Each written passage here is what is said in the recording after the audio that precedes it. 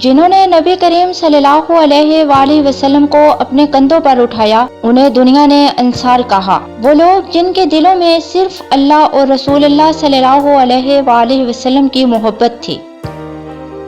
بسم اللہ الرحمن الرحیم۔ مدینہ کے یہ دو عظیم قبیلے اوس اور خزرج اسلام کے پہلے مددگار تھے۔ جب نبی کریم صلی اللہ علیہ وآلہ وسلم مکہ سے ہجرت کر کے مدینہ آئے تو ان لوگوں نے اپنی زمین، اپنا گھر، اپنی جان تک دین کے لیے قربان کر دی۔ اسی قربانی اور وفاداری کی وجہ سے انہیں انصار کا لقب دیا گیا، یعنی مددگار دین۔ مدینہ کا شہر باغوں اور سکون سے بھرا ہوا تھا۔ وہاں کے لوگ مہمان نواز اور سچے دل کے تھے۔ جب انہوں نے مکہ کے مہاجرین کو دیکھا تو انہوں نے کہا، یہ ہمارے بھائی ہیں، ان کے پاس کچھ نہیں، انہیں ہم سب کچھ دے دیتے ہیں۔ اور وہ واقعی دے دیتے، اپنا کھانا، کپڑا، گھر اور جذبہ۔ حضرت سعد بن معاذ رضی اللہ تعالیٰ عنہ قبیلہ اوس کے سردار تھے۔ انہوں نے جب اسلام قبول کیا تو پورا قبیلہ ان کے ساتھ ہو گیا۔ ان کے ایمان اور جذبے نے مدینہ کا نقشہ بدل دیا۔ نبی کریم صلی اللہ علیہ وآلہ وسلم نے فرمایا، عرش رحمان سعد بن معاذ رضی اللہ تعالیٰ عنہ کے انتقال پر ہل گیا۔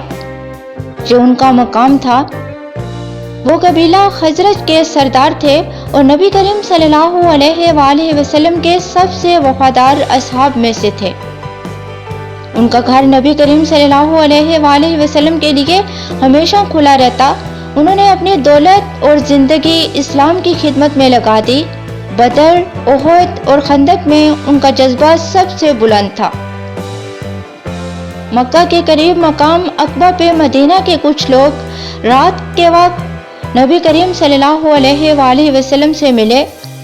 انہوں نے کہا، یا رسول اللہ صلی اللہ علیہ وآلہ وسلم، ہم آپ کی مدد کریں گے، اپنے گھر والوں کی طرح آپ کی حفاظت کریں گے۔ اس وعدے کو بیعت عقبہ کہا گیا اور یہی واقعہ تھا جہاں سے مدینہ اسلام کا مرکز بنا۔ جنگ بدر سے پہلے نبی کریم صلی اللہ علیہ وآلہ وسلم نے مشورہ لیا۔ انصار کے لوگ کھڑے ہوئے اور کہا، یا رسول اللہ صلی اللہ علیہ وآلہ وسلم، آپ جہاں چاہیں گے ہم ساتھ چلیں گے۔ اگر سمندر میں گھسنے کا حکم دیں تو ہم گھس جائیں گے۔ یہ لفظ صرف کلام نہیں، ایمان اور وفاداری کی مثال بن گیا۔ حضرت اسد بن زرارہ رضی اللہ تعالیٰ عنہ پہلے مدینہ کے لوگوں میں سے تھے جنہوں نے اسلام قبول کیا۔ انہوں نے اپنا گھر اسلام کے دعوتی مرکز کے طور پر کھول دیا۔ ان کی وفات پر نبی کریم صلی اللہ علیہ وآلہ وسلم خود ان کے گھر آئے اور دعا کی، اسد مدینہ کے لیے نور بنے۔ بدر میں انصار نے اپنی جانوں سے اسلام کی عزت بچائی۔ احد میں زخمی ہونے کے باوجود نبی کریم صلی اللہ علیہ وآلہ وسلم کے آس پاس دیوار بن گئے۔ خندق میں انہوں نے اپنی زمینوں پر کھدائی کی تاکہ اسلام محفوظ رہے۔ اور حنین میں جب کچھ لوگ پیچھے ہٹ گئے تو انصار سب سے آگے بڑھ کر لڑتے رہے۔ نبی کریم صلی اللہ علیہ وآلہ وسلم نے ان کی طرف رک کر کہا، میں محمد صلی اللہ علیہ وآلہ وسلم ہوں، میں اللہ کا بندہ ہوں، جھوٹ نہیں بولتا۔ اور انصار دوبارہ لشکروں کو توڑ کر آگے بڑھ گئے۔ نبی کریم صلی اللہ علیہ وآلہ وسلم انصار سے بے پناہ محبت کرتے تھے۔